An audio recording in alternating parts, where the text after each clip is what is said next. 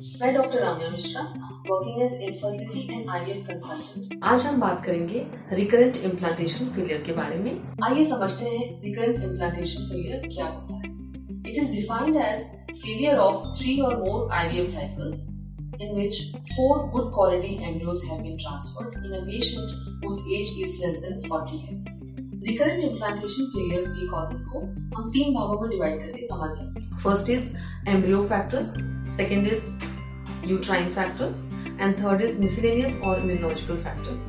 जब भी कोई पेशेंट हमारे पास में फर्स्ट टाइम आता है जिसकी हिस्ट्री होती है कि उसके कई बार आईवीएफ नेगेटिव हो चुके हैं, उनको हम लोग 3 भागों में यूजुअली एग्जामिन करते हैं।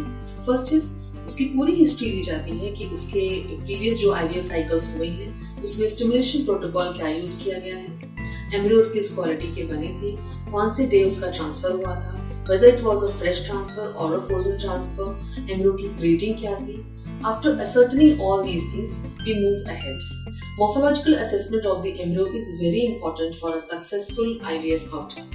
Morphological assessment के अलावा एम्ब्रियोज की क्वालिटी चेक करने के लिए जेनेटिक चेकिंग भी होती है, जिसे हम लोग बोलते हैं प्री इम्प्लांटेशन जेनेटिक स्क्रीनिंग। इसमें एम्ब्रियो के अंदर के जेनेटिक मटेरियल को चेक किया जाता है। After ascertaining all the factors, we choose good quality embryos, both morphologically and genetically, और उनको चूज करके अगर हम यूज करें तो प्रेगनेंसी के रिजल्ट्स काफी इंप्रूव हो जाएंगे। सेकेंड जो मोस्ट इंपॉर्टेंट फैक्टर होता है वो होता है uterine factor. Uterine factor is a very important factor when we assess patients of recurrent implantation failure. कोई भी पेशेंट अगर हमारे पास इस हिस्ट्री के साथ में आता है कि उसके कई बार आईवीएफ नेगेटिव हो चुके हैं, तो एक detailed examination by a transvaginal ultrasound plays a very significant role in examining these patients.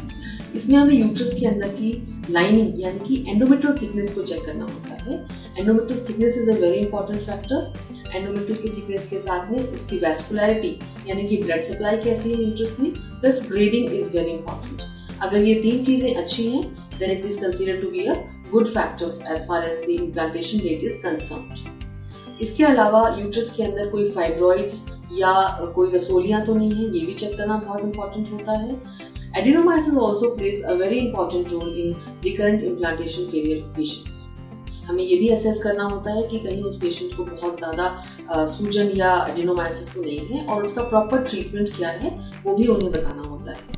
इसके अलावा जो एक बहुत बेसिक चीज़ होती है वो होती है यूट्राइन अनोमलीज को चेक करना। अगर यूट्रस में कोई सेप्टम है या कोई पॉलिप्स है, ये भी असेसमेंट बहुत इंपॉर्टेंट होता है because they have got a negative impact on the implantation rates.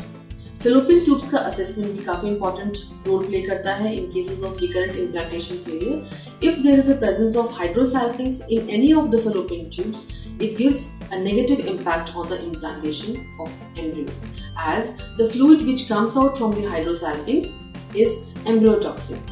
So ऐसे पेशेंट्स में अगर ऐसा कोई भी हाइड्रोसैल्पिंक्स विजिबल है तो before proceeding for IVF we should advise them to undergo clipping or removal of the fallopian tubes.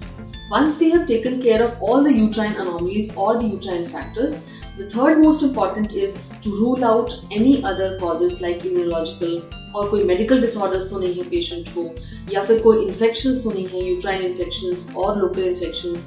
If they are taken care properly, then we can definitely promise good results in these patients who have got recurrent implantation failures.